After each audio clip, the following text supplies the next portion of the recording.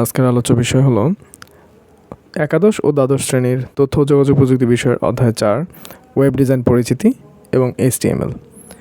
এই অধ্যায়ের মাধ্যমে আমরা সাধারণত জানতে পারি আমরা আমাদের প্রয়োজনে বা দরকারে বিভিন্ন ধরনের ওয়েবসাইট ব্যবহার করে থাকি।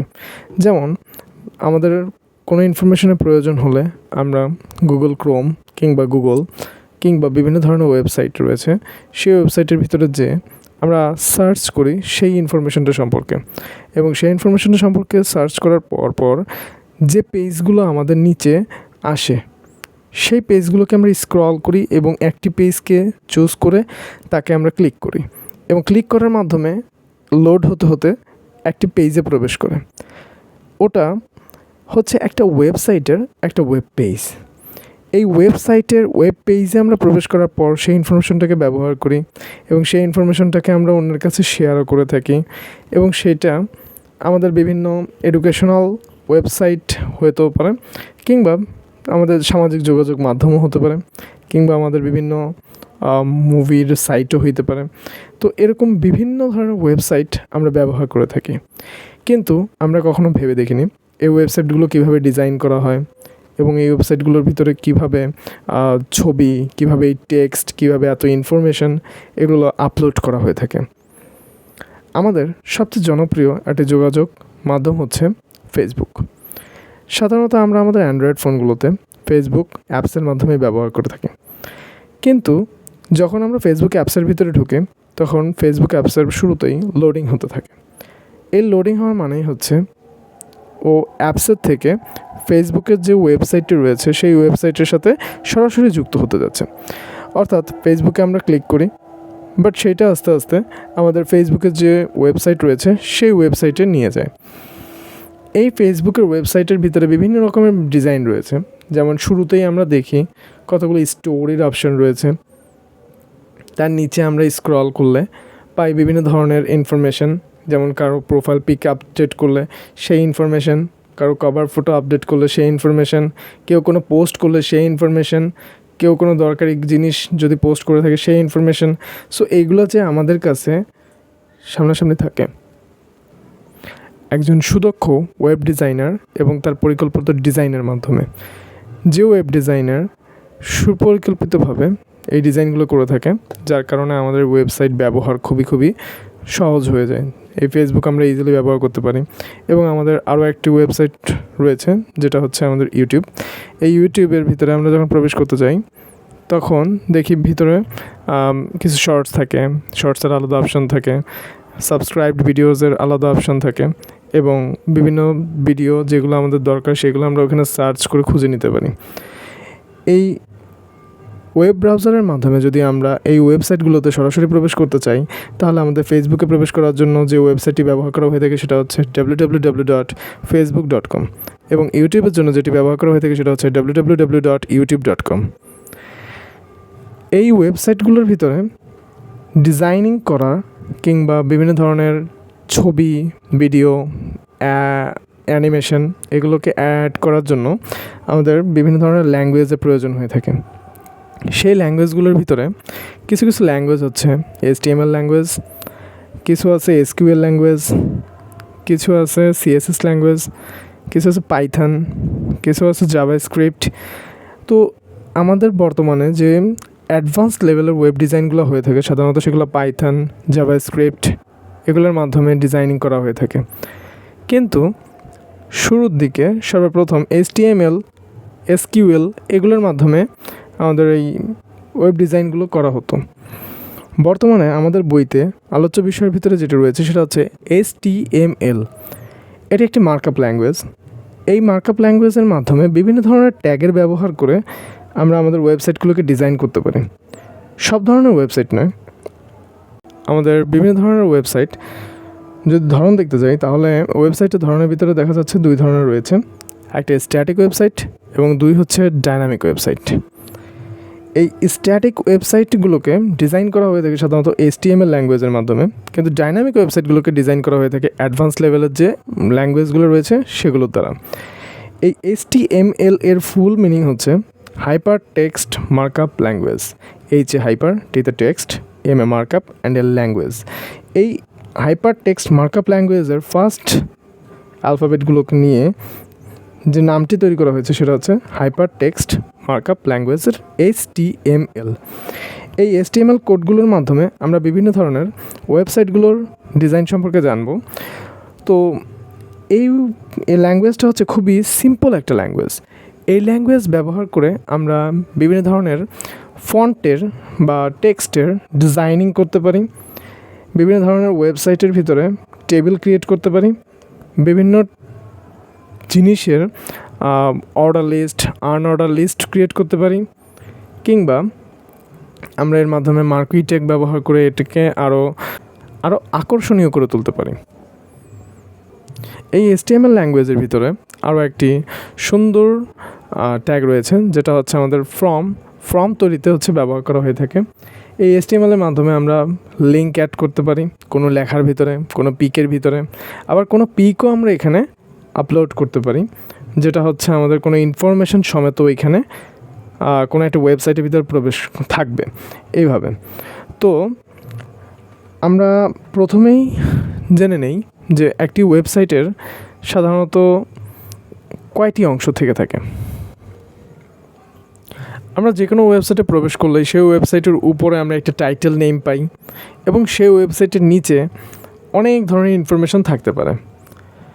যেমন সেই ওয়েবসাইটের নাম থাকতে পারে, নামের নিচে তার ইনফরমেশন, নোটিশ, এইসব জিনিস থাকতে পারে এবং তার নিচে আরও দরকারি ইনফরমেশন ছবি সমেত থাকতে পারে এবং কিছু লিঙ্কও থাকতে পারে, যে লিঙ্কগুলো ব্যবহার করে আমরা অন্যান্য ওয়েবসাইটগুলোতে ভিজিট করতে পারি, কিংবা ওই ছবিটাকে ক্লিক করার মাধ্যমে ওই ছবি সম্পর্কিত আরও অনেক জিনিসপত্র আমরা পেতে পারি।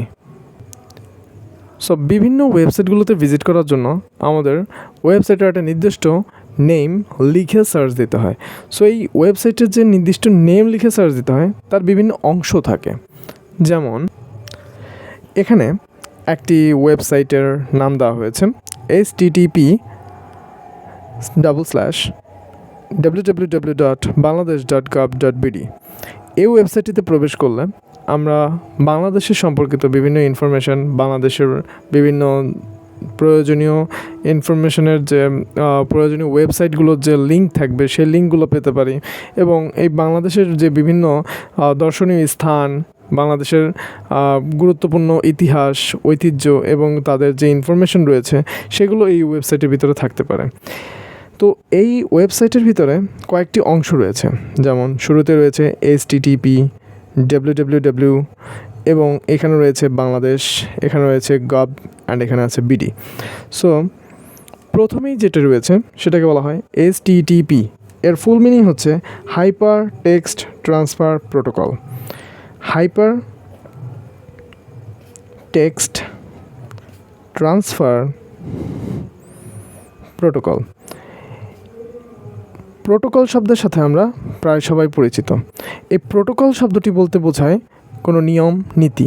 সো বাংলাদেশের বিভিন্ন যে ঐতিহ্যবাহী জিনিসপত্র কিংবা বাংলাদেশের জাতীয়তার সাথে জড়িত কিছু ইনফরমেশন বা বাংলাদেশ সম্পর্কিত কিছু ইনফরমেশন, এগুলো সমস্ত কিছু থাকতে পারে হচ্ছে www.bangladesh.gov.bd এই ওয়েবসাইটটির ভিতরে। সো এই ওয়েবসাইটটি তাদের ওয়েবসাইটের থেকে আমরা ক্লায়েন্টরা যেভাবে সেই তথ্যগুলো সংগ্রহ করতে পারি এবং এটা একটা টেক্সট ট্রান্সফার করার মাধ্যমে যে কাজগুলো করে থাকে সেগুলো সাধারণত এই প্রোটোকল এর মাধ্যমে নিয়ন্ত্রিত করা হয়ে থাকে। এই প্রোটোকলগুলোর দ্বারাই আমরা বিভিন্ন ইনফরমেশন এক জায়গা থেকে আরেক জায়গায় হস্তান্তর করতে পারি। এই প্রোটোকলগুলোর কারণে বিভিন্ন ওয়েবসাইট ব্যবহার করে আমরা বিভিন্ন থেকে ইনফরমেশন ইউজ করতে পারি এবং সেই ইনফরমেশনগুলো শেয়ার করে একজন থেকে আরেকজনের কাছে ট্রান্সফার করতে পারি। তো HTTP হচ্ছে এমন একটি প্রোটোকল যা আমাদেরকে ট্রান্সফারের ক্ষেত্রে নিয়ম নীতির মধ্যে রেখে কোনো ইনফরমেশন শেয়ার করতে সহায়তা করে থাকে। www এর ফুল মিনিং হচ্ছে ওয়ার্ল্ড ওয়াইড ওয়েব। সাধারণত যে কোনো ওয়েবসাইটের ডোমেন নেমের প্রথম অংশে এই www থেকে থাকে। এই www এর জনক হচ্ছেন স্যার টিম বার্নার্স-লি। তিনি সর্বপ্রথম এই www আবিষ্কারের মাধ্যমে এটিকে ওয়ার্ল্ড ওয়াইডের এটাকে বিস্তৃত করে একটি ওয়েবসাইটের রূপে রূপান্তরিত করেছিলেন। তাই এটিকে বলা হয়ে থাকে ওয়ার্ল্ড ওয়াইড ওয়েব। এটি সারা বিশ্বের যে কোনো জায়গা থেকে ভিজিটের যোগ্য বলে এটাকে ওয়ার্ল্ড ওয়াইড এবং একটা ওয়েবসাইট হিসেবে বলার জন্য www দ্বারা প্রকাশ করা হয়ে থাকে। এখানে আমরা মাঝে পাচ্ছি হচ্ছে বাংলাদেশ নামক একটা নাম।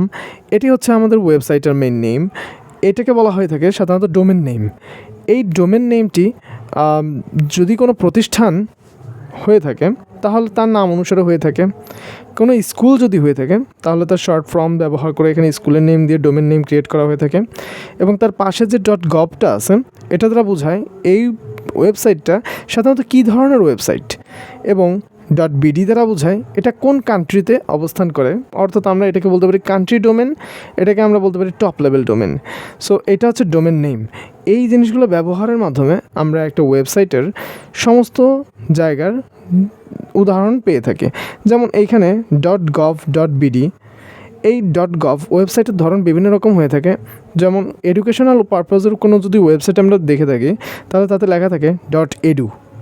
যদি আমরা কোনো মিলিটারি বা সামরিক বাহিনীর কোনো ওয়েবসাইটে প্রবেশ করি তাহলে সেখানে লেখা থাকে .mil। আবার যদি কোনো অর্গানাইজেশনের ওয়েবসাইটে আমরা প্রবেশ করি মানে সেবা সংস্থা বিষয়ক, সেগুলোতে লেখা থাকে .org। এবং কোনো কমার্শিয়াল ওয়েবসাইটের ভিতরে যদি আমরা প্রবেশ করে থাকি তাহলে লেখা থাকে .com। যেমনটা আমরা দেখেছিলাম আমাদের ফেসবুকের ভিতরে ছিল facebook.com, ইউটিউবের ভিতরে ছিল youtube.com। এগুলো সাধারণত কমার্শিয়াল ওয়েবসাইট, সো এগুলোতে লেখা থাকে হচ্ছে .com। আর এখানে .bd কান্ট্রি ডোমেন দেওয়ার মূল কারণটা হলো এটা শুধুমাত্র বাংলাদেশের জন্যই একটা জাতীয় ওয়েবসাইট। সো এইখানে .bd দেওয়ার জন্য আমাদের এইখানে বাংলাদেশে যে এই প্রতিষ্ঠানটি অবস্থিত বা বাংলাদেশেরই যে ওয়েবসাইটটি সেটি নির্দেশ করা হয়ে থাকে। এখানে যদি ইন্ডিয়ান কোনো ওয়েবসাইট হয়ে থাকে তখন .in হয়, যদি আমেরিকান কোনো ওয়েবসাইট হয়ে থাকে তাহলে .us হয়ে থাকে। তো বিভিন্ন কান্ট্রিদের শর্ট নেম ইউজ করে এখানে হচ্ছে কান্ট্রি ডোমেনগুলোকে তৈরি করা হয়ে থাকে।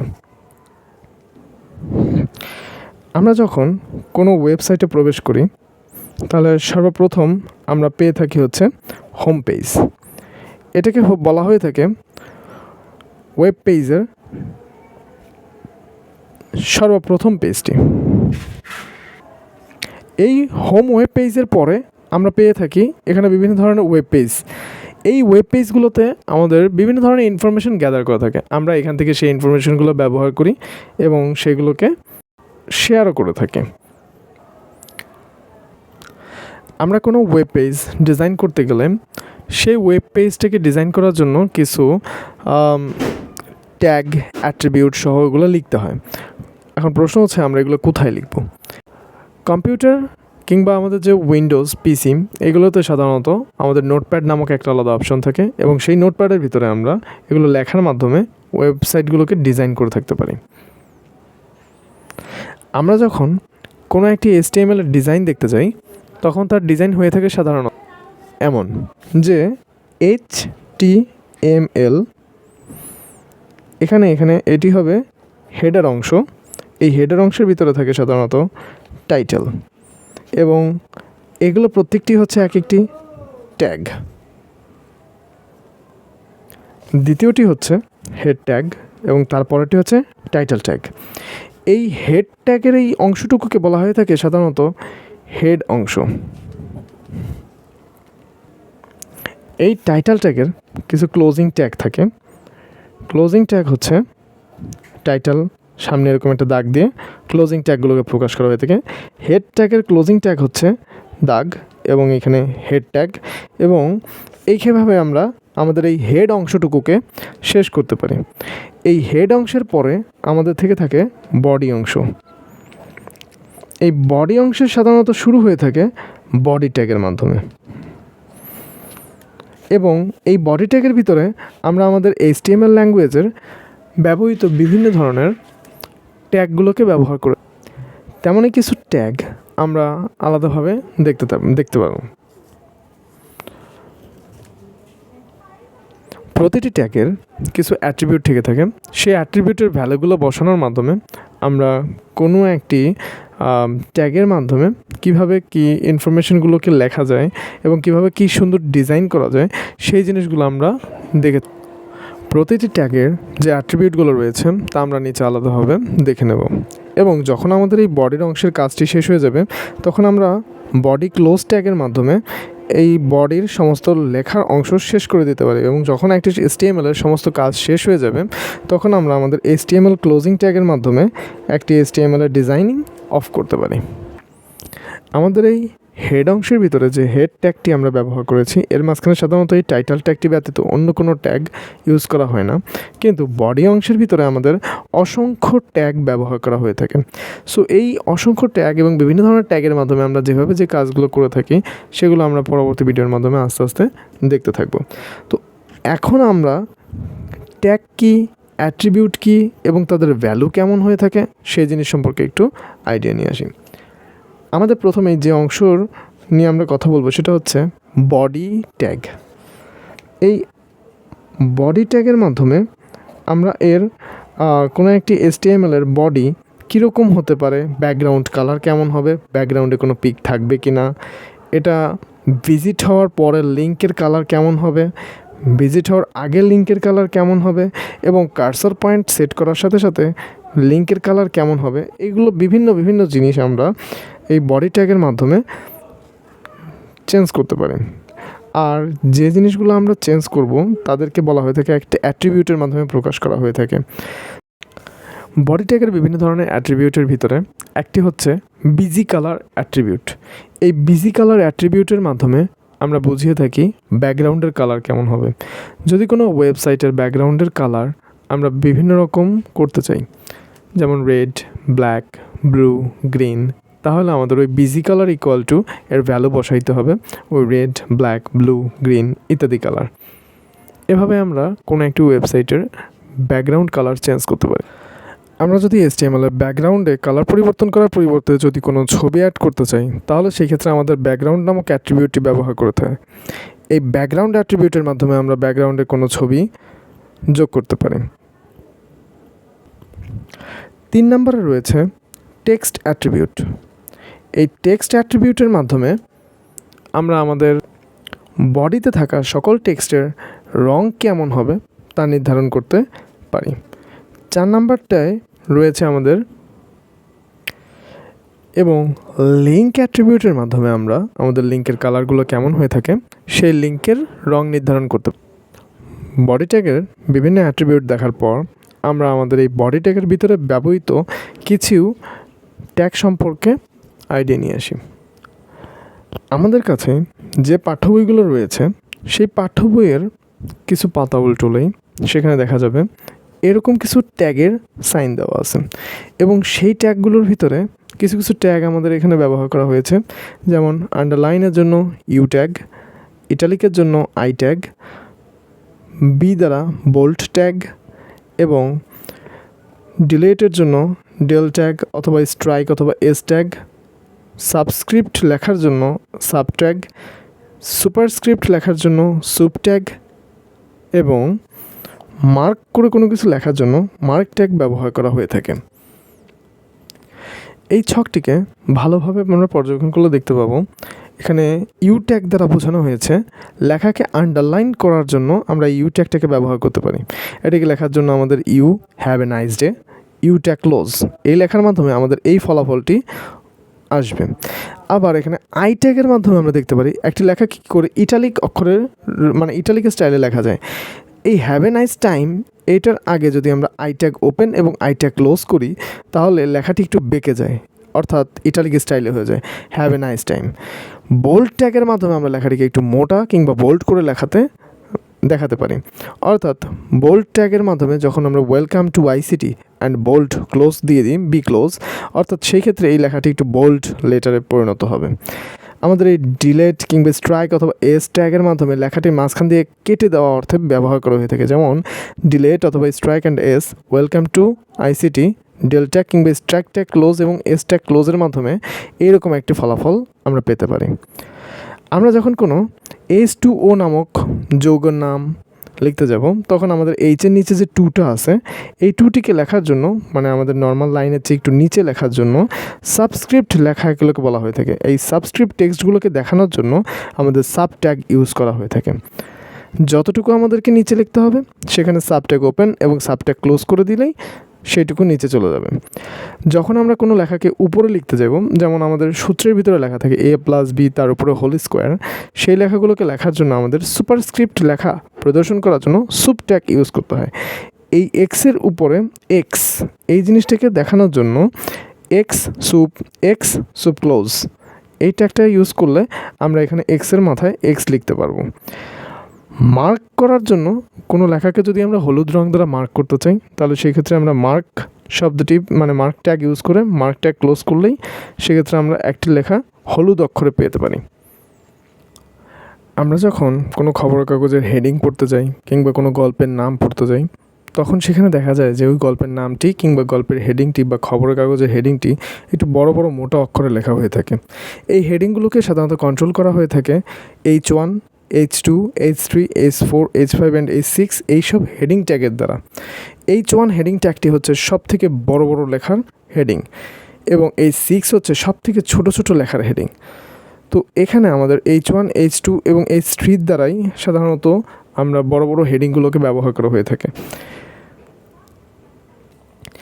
আজকের ভিডিওটি আমরা শেষ করতে যাচ্ছি আমাদের দুটি ছোট ছোট HTML কোডিংয়ের মাধ্যমে। স্ক্রিনে থাকা লেখাটিকে যদি আমরা HTML কোডিং করতে চাই তাহলে আমাদেরকে যে HTML কোডিংটি লিখতে হবে তা আমি নিম্নে খাতায় লিখে দেখাচ্ছি। HTML ট্যাগ লেখার মাধ্যমে আমরা এখানে আমাদের HTML কোডিং শুরু করব। HTML এখানে আমরা কোনো হেড অথবা টাইটেল কোনো কিছু ইউজ করছি না, জাস্ট অনলি আমাদের বডির ভিতরকার লেখাটা ওপেন করছি বিধায় এখানে আমাদের হেড এবং টাইটেল ট্যাগ এগুলো ব্যবহার করার দরকার নেই। মানে এই HTML লেআউটের ভিতরে আমাদের এখানে হেড অংশটি রাখার প্রয়োজন তেমন একটা নেই। জাস্ট আমরা এখানে আমাদের বডি ট্যাগটি ওপেন করব এবং যা যা আমাদের এখানে লেখা আছে সেই অনুসারে আমরা লেখাগুলোকে লেখার চেষ্টা করব। এই সমস্ত লেখাটি একটি প্যারাগ্রাফের ভিতরে আমরা যদি লিখতে চাই তাই আমাদেরকে প্যারা ট্যাগ ওপেন করতে হয়। প্যারা ট্যাগ P দ্বারা প্রকাশ করা হয়। এই প্যারা ট্যাগটি ওপেন করে আমাদের এখানে প্রথমেই আছে কুইক, কিন্তু এই কুইক শব্দটি রয়েছে বোল্ড অক্ষরে, অর্থাৎ আমাদের এখানে বোল্ড ট্যাগ ওপেন করে কুইক লিখতে হবে। ফলে রেজাল্টে আমরা এই কুইক লেখাটিকে বোল্ড লেটারে পাবো।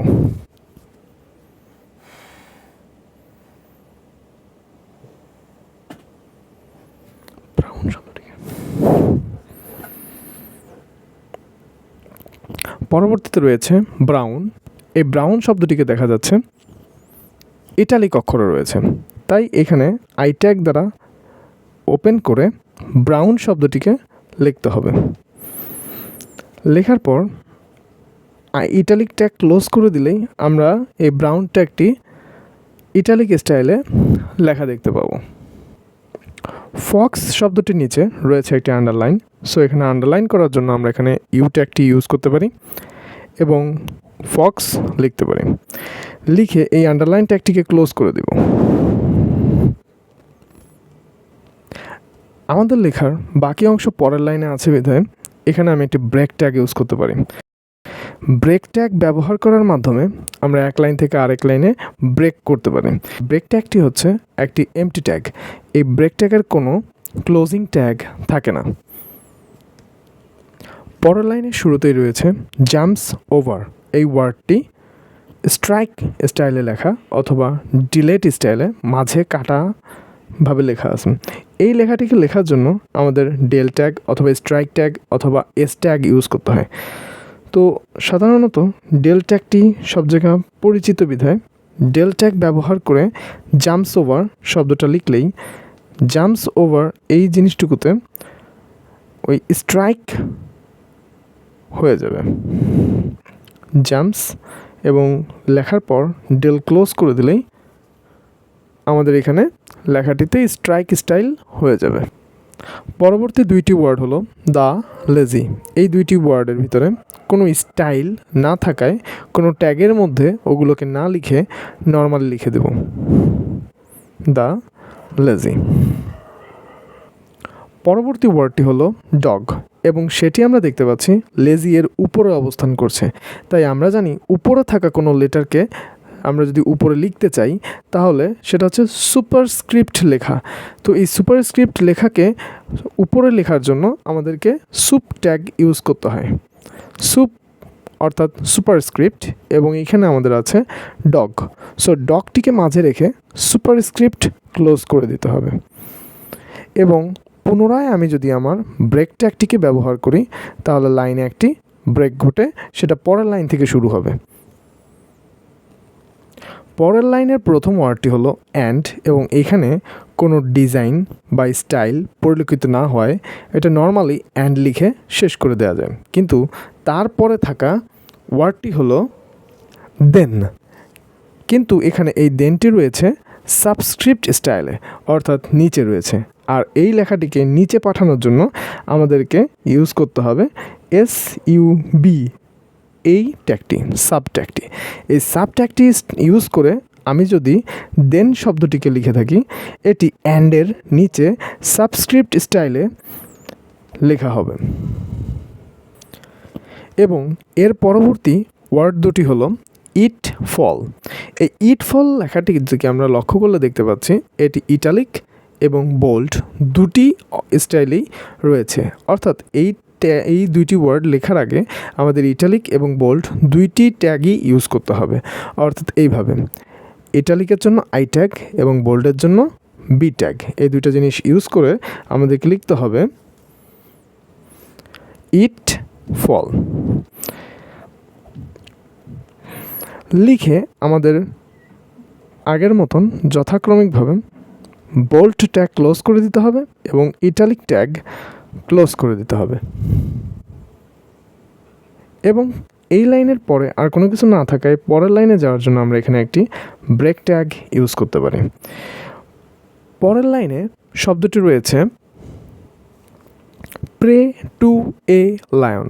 এই চারটি শব্দ একত্রে আন্ডারলাইন এবং ইটালিক দুইটি স্টাইলই রয়েছে। সো এইখানে আমরা পূর্বের ইট ফলের মতন আন্ডারলাইন ট্যাগের জন্য ইউ এবং ইটালিকের জন্য আই, এই দুইটা ট্যাগ ইউজ করে লিখব প্রে টু এ লায়ন। এভাবে লেখার ফলে ইটালিক ক্লোজ করে দিতে হবে শেষে এবং আন্ডারলাইন ক্লোজ করে দিয়ে লেখা শেষ করতে হবে। এবং এই লাইন শেষ হয়ে যাওয়ায় লাইনের পরে ফুল স্টপ দিয়ে লাইনটিকে শেষ করতে হবে। এরপরে আর কোনো লেখা বা কোনো সেন্টেন্স না থাকায় আমরা এখানে ব্রেক ট্যাগ আর ইউজ করব না। আমাদের সমস্ত প্যারাগ্রাফে যা লেখা ছিল সমস্ত কিছুটা লেখা শেষ, 4 লাইনের মাধ্যমে আমরা লিখেছি, এবং এই প্যারাটি লেখা শেষ হয়ে যাওয়ায় এখানে আমরা প্যারা ট্যাগ ক্লোজ করে দিচ্ছি। এই প্যারা ট্যাগটি ক্লোজ করার পর আমরা বরাবর এই বডি ট্যাগটি ক্লোজ করে দেব। এই বডি ট্যাগ ক্লোজ করে দেওয়ার মাধ্যমে আমাদের বডির কাজ শেষ হবে এবং HTML ক্লোজ করার মাধ্যমে এই HTML এর ডিজাইনিং শেষ হবে। এখানে অনেকেই বলতে পারে যে আমি যদি এই ট্যাগের স্টাইলের লেখাগুলো যদি সোজা করে লিখি তাহলে কোনো প্রবলেম হবে কি না। প্রবলেম হচ্ছে ট্যাগ কোথায় শুরু হচ্ছে, ট্যাগ কোথায় শেষ হচ্ছে, এগুলা এই স্টাইলে সরাসরি বোঝা যায়। আর এইভাবে গ্যাপের মাধ্যমে লেখার কারণে জিনিসগুলো শেষও করা যায়, যে বডি ট্যাগ কোথায় ওপেন হলো, বডি ট্যাগ কোথায় শেষ হলো, HTML এর ডিজাইনিং কোথায় শুরু হলো, HTML এর ডিজাইনিং কোথায় শেষ হলো, এগুলো এখানে ইনফরমেশন খুব সুন্দরভাবে দেখা যায়। সো এই কারণে এগুলোকে একটু দূরে দূরে লেখাটাই বেটার, দাগ দেওয়ার প্রয়োজন নেই, জাস্ট এরকম এই স্টাইলে লিখে গেলেই এনাফ। আমি এই লেখাটির HTML কোডিং এবং এর রেজাল্ট আউটপুট কেমন হতে পারে তা ভিডিওতে দেখিয়ে দিচ্ছি।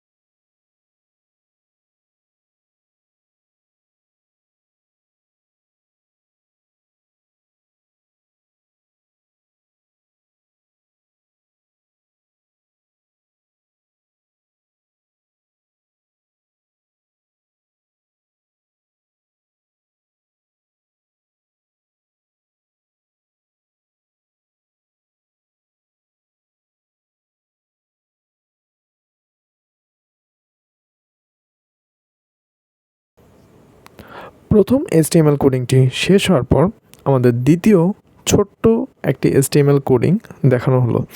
এই HTML কোডিংটি স্ক্রিনে যেমনভাবে দেখানো আছে সেভাবে লেখার জন্য আমাদেরকে এই HTML কোডিংগুলো করতে হবে, সেগুলো আমি খাতায় লিখছি। আমরা সাধারণত খবরের কাগজগুলোতে দেখেছি বড় বড় হেডিং থাকে উপরে এবং তার নিচে থাকে হচ্ছে ছোট ছোট লেখায় সেই খবরের বিস্তারিত আলোচনা। তো যদি এই রকম কোনো সেন্টেন্স আমরা দেখে থাকি এবং সেটা যদি আমরা লিখতে যাই তাহলে সেই জন্য আমাদের কোডিং কেমন করতে হবে তার নিচে দেখানো হলো। ছবিতে রয়েছে প্রথমেই আমাদের দিস ইজ এ হেডিং। তো পুনরায় এই HTML কোডিং শুরু করার জন্য আমরা HTML লিখে নেব এবং বডি ওপেন করে নেব এবং আমাদের এখানে আমরা H1 ট্যাগ ইউজ করব। H1 ট্যাগ হচ্ছে আমাদের সবচেয়ে বড় হেডিং ট্যাগ। এই H1 ট্যাগ দিয়ে বলবো দিস ইজ এ হেডিং। এই লেখাটিকে হেডিং হিসেবে ক্রিয়েট করে আমি নিচে লিখতে যাব আমাদের যে খবর ছিল সেই খবরগুলা। তো এই খবরগুলোর জন্য আমাদের এখানে নিচের লাইন থেকে লিখতে হবে। এখানে ব্রেক ট্যাগ ইউজ করলেও হয় এবং ব্রেক ট্যাগ ইউজ করে এইখানে আমরা লিখব হচ্ছে প্যারা ট্যাগ ওপেন করে নিউ, এখান থেকে লেখা শুরু করব। এখানে লিখব there are some news about anything.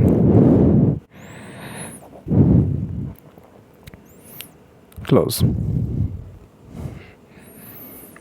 It is the last HTML coding in this video. এই 2 লাইন লেখার পর আমরা এখানে বললাম প্যারা ট্যাগ ক্লোজ করব। তো প্যারা ট্যাগ ক্লোজ করার পর আমরা এখানে বডি ট্যাগ ক্লোজ করি এবং তারপর আমরা আমাদের HTML ট্যাগটি ক্লোজ করি। এইভাবে লেখার ফলে আমরা এই লেখাটির যে রেজাল্ট বা আউটপুট পাবো তা আমি আমার ভিডিওতে একটি ভিডিওর মাধ্যমে সেটা দেখেছি।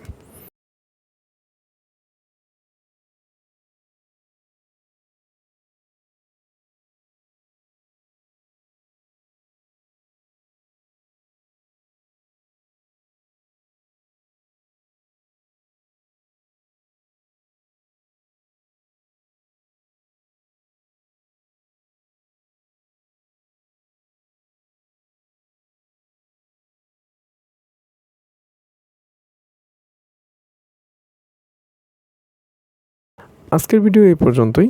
পরবর্তী ভিডিওতে আমরা বিভিন্ন ধরনের আরও যে কোডিং, তারপর লিস্ট করা কিংবা কোনো পিক অ্যাড করা কিংবা কোনো লিঙ্ক অ্যাড করা কীভাবে করতে হয় সেগুলো আমরা HTML কোডিং লেখা দেখার মাধ্যমে বুঝে নেব। সো আজকের ভিডিও এই পর্যন্তই, দেখা হচ্ছে পরের ভিডিওতে। বাই।